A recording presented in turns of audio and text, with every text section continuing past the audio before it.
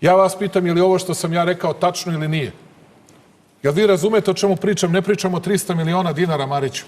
Pa nisam ja, evo vam ga govore Gruevski, da ide u zatvor. Jel tako? Evo, pa evo vam ga, samo sekund, sačekajte. Evo vam ga kompletan slučaj Tadić. Isti Mercedes-Benz. Istog Mercedesa Tadić nabavio kao i Gruevski. Za iste pare. Evo vam kompletan fajl. Evo, svim potpisima direktor BIA, generalni sekretar predsjednika Republike, svi su ovde. Na isti način je preko BIA kupljen. Preko BIA. Bez javne nabavke, bez ičega, 600.000 blindirani Mercedes za Borisa Tadića.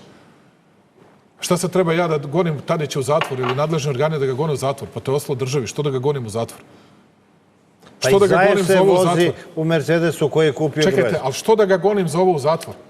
Ali na potpuno isti način, evo vam ceo predmet, isto kao Gruevski, copy-paste, sve isto što je zašto je Gruevski osuđen 2 godine zatvora. A šta vi mislite, da ga gonimo gde on nema protivpravnu korist? Pa nije tu Tadić imao protivpravnu korist nikakvu. Ostalo je to državi. A potpuno isto urađeno. A mislite da ne može da ide? Hoće Evropa da aplaudira, da ga uhapsimo sutra i kažemo idi 2 godine robije, napravio se isto što i Gruevski. Potpuno isto, copy-paste, isti novac, sve isto, 600.000 evra. Sve isto. Bez procedure, bez ičega. 600.000 evra. Pa, šta sad radimo? Ali je to ostalo državi. Nema njegovog protivpravnog sticanja imovinske lične koristi. Ali za ovo, za 300 miliona, ili za ovog lopova Jeremića, 7,5 miliona evra ne zna odakle da objasni. U bilo koji put u inostranstvu. Na bilo koji put. Evo da završimo. Ja mislim da ljudi to vide i da to ljudi znaju. Slučaj Nikole Gruevskog. Po svaku cenu su neki mediji u Beogradu hteli da dokažu da si ti, Nikolu Gruevskog... Ja sam glavni jatak. Jatak si njegov, da si ga ti izvadio iz Makedonije. Onda su počeli da napadaju politiku koja je objavila na naslovnoj strani da je Gruevski pobegao preko Makedonije. Pobegao je nije preko Makedonije, preko Albanije.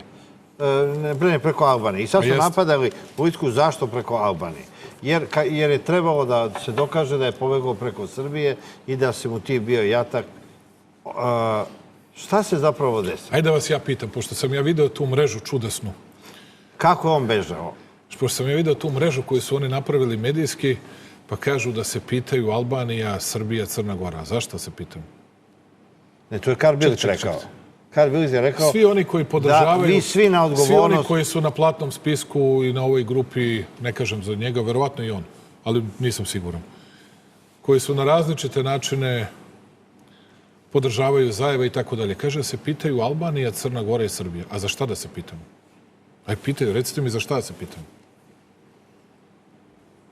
Aj prvo pitanje, kako je Gruevski izašao iz Makedonije? Kaže ličnom kartom. To je objavljeno... Čekaj, moje pitanje, jel vi njega ste gonili ili ga niste gonili? Jeste li vi gonili u tom trenutku Nikolu Gruevskog ili niste? A sad ćete čujete pravu istinu. I vi deco ovde, a i svi drugi.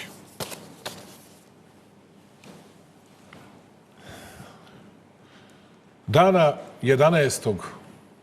tokom noći, mi nemamo zvanične podatke, ali procenjujemo između 1 i 2 posle ponoći, lice Nikola Gruevski ulazi na teritoriju Albanije. Ulazi na teritoriju Albanije, legitimisalo se,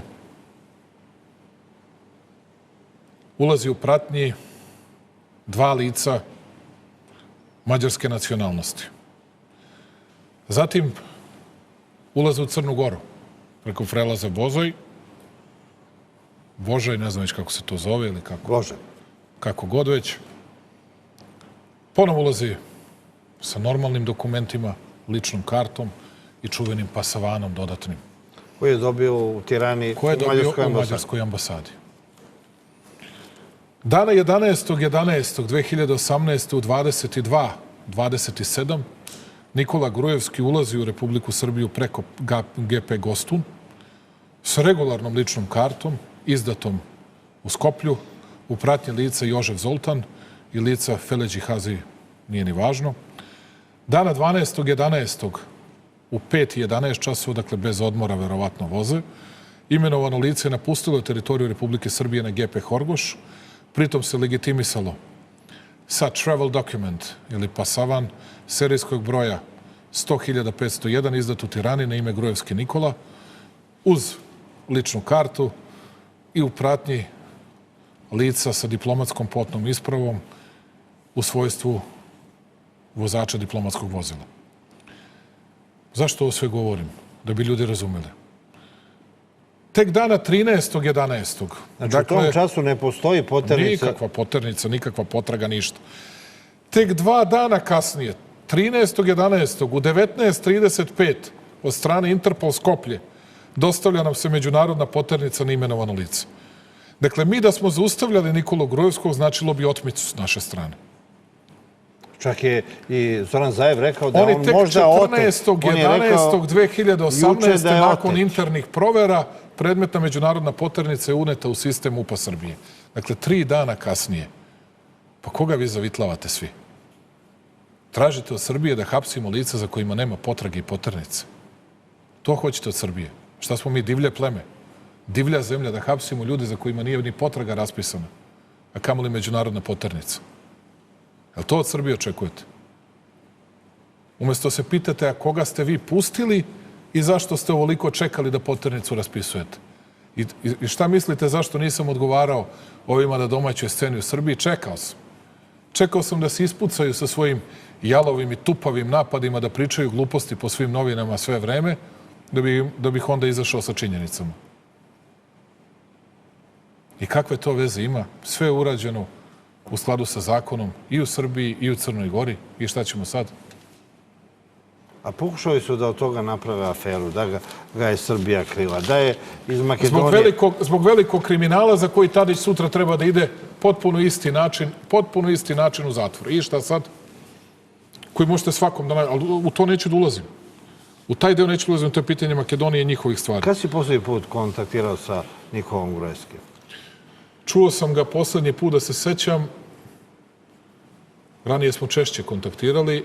Poslednji put kada su bili nemiri u Sobranju. On me je pozvao iz Beča i zamolio me, rekao, ako možeš, Aleksandre, da pozoveš narod i ljude u Skoplju na mir, na smirivanje situacije. Oni imaju poštovanje prema Srbiji, prema tebi. Ja sam rekao, nema problema, to ću da uradim. I možda smo se još jednom čuli, ali verovatno je bilo nešto oko Evropske narodne partije. Nažalost, nisam s njim u nekom bližem kontaktu. Evo, nažalost, a inače ovih dana ga svakako nisam čuo, ni njega, ni bilo koga od njegovih ljudi. Bio sam sa Zaevom 4 ili 5 puta u kontaktu. Mislim da smo relativno normalne odnose uspostavili. Srbija nema nikakvih pretenzija ka Makedoniji.